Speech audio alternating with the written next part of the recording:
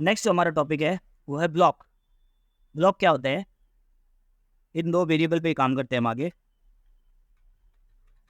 अगर मेरा यूज़ ऐसा है जिसमें मुझे क्या करना है कि एक जगह पर उसी वेरिएबल को यूज़ करना और दूसरी जगह पर उसी वेरिएबल में दूसरी वैल्यू को यूज़ करना है, तो मैं क्या करता हूँ, ब्लॉक का यूज़ करता हूँ।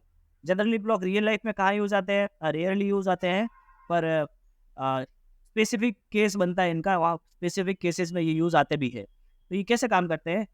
जैसे मैंने आपको बताया कि ये जो कर्ली ब्रेसेस शुरू होता है और ये जहाँ पर एंड होता है वो उस फंक्शन की बॉडी होती है। जैसे ये मेन फंक्शन की बॉडी है, ये क्लास की बॉडी है। वैसे ही ब्लॉक्स क्या बनाते हैं? अपनी बॉडी बनाते हैं। तो उस बॉडी के अंदर जो भी वेरिएबल, जो भी काम होता है वो उस बॉडी तक ही सीमित रहता है।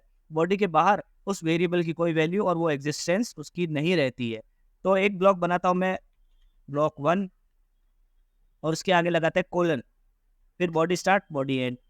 इसमें लिख देता हूँ INT y is equal to 15 system.out.println y।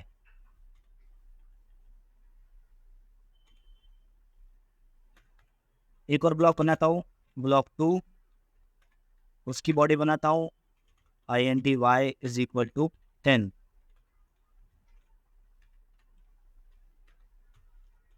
system.out.println y।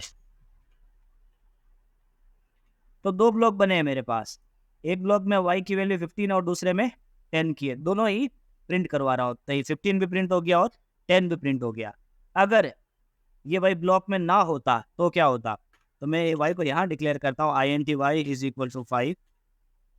अब इसको रन करके देखता हूँ। तो रन करके देखूंगा तो क्या पूछेगा ये कि सर INT y जो आपने है वो ऑलरेडी डिफाइन कर रखा है यहाँ पर। ये यहाँ पर है, मतलब ये मेन फंक्शन की बॉडी में ऊपर है। तो ये जो बॉडी में है, तो ये बॉडी कहाँ तक है इसकी? यहाँ तक इसकी बॉडी है। इस बॉडी में एक वेरिएबल को हम एक बार ही डिक्लेयर कर सकते हैं हमारे पूरे प्रोग्राम में।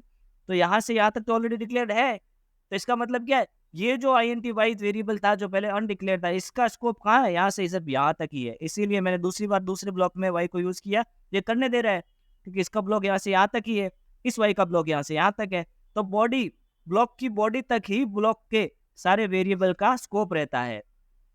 ये बात जानने की है, ये आप जाने।